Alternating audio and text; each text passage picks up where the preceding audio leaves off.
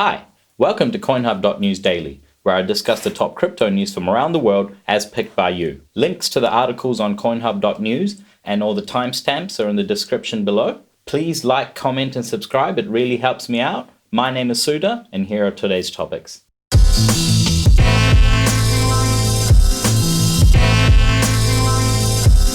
Coinbase is forced to suspend Ethereum Classic trading after it was a sucker for a 51% attack, which resulted in a $500,000 effective loss due to double spends. Ethereum Classic is the original code for Ethereum before it got forked, which means it has a much smaller user base than the Ethereum that the mainstream knows.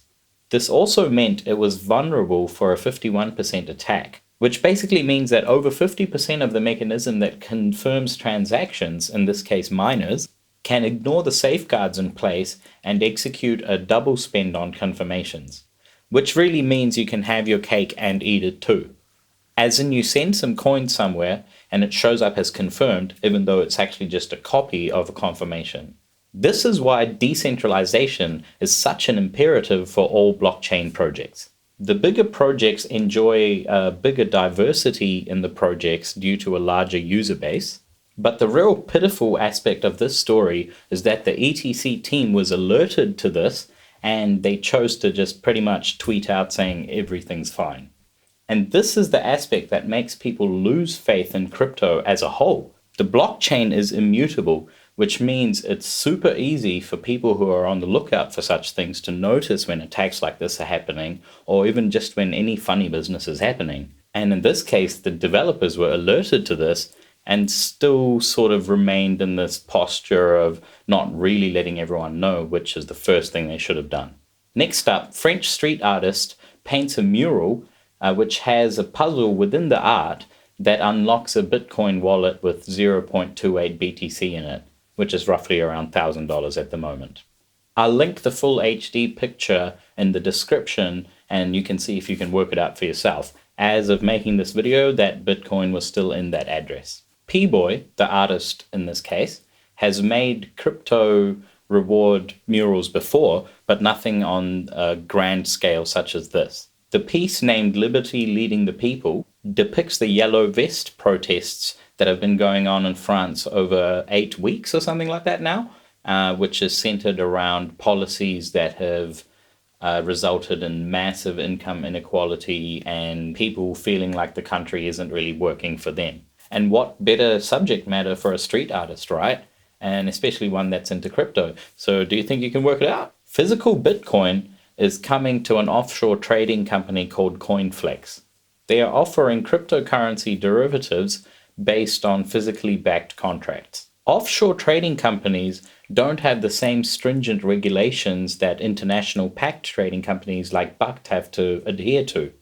But also as a result of this, they have to work a lot harder to convince their user base to trust them. CEO for Coinflex has claimed that the crypto market as a whole could grow in orders of magnitude, and the only thing really stopping a more established or a traditional user base from coming on board is the lack of physical delivery of contracts. Offshore trading is a lot of cash-settled contracts, and these users need to be able to trust that any contracts they're getting from Coinflex have backing that they can then send back in case there's a dispute that arises.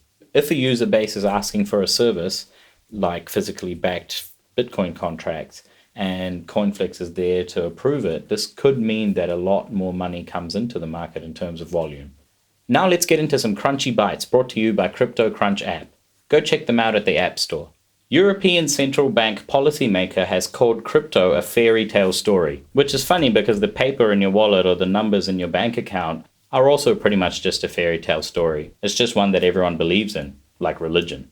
In Bitcoin, the users are the banks. Bitconnect headaches continues as Bitconnect promoter John Bigerton gets his assets freezed by the Australian government. Bitconnect is the poopy stain of crypto, and it's also a shambolic scam. And it's good to see that the people who promote it are getting their just desserts pretty much. And I hope this is a trend in the regulatory framework for all countries to bring the trust of cryptocurrency usage up for the mainstream. Overstock's T0 wins a patent to have an integrated solution that brings together crypto and traditional or legacy trading options.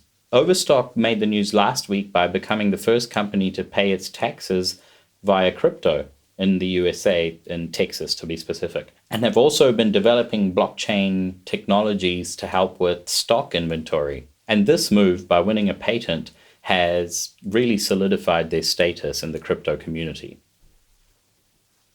Thanks for watching. I'll see you tomorrow.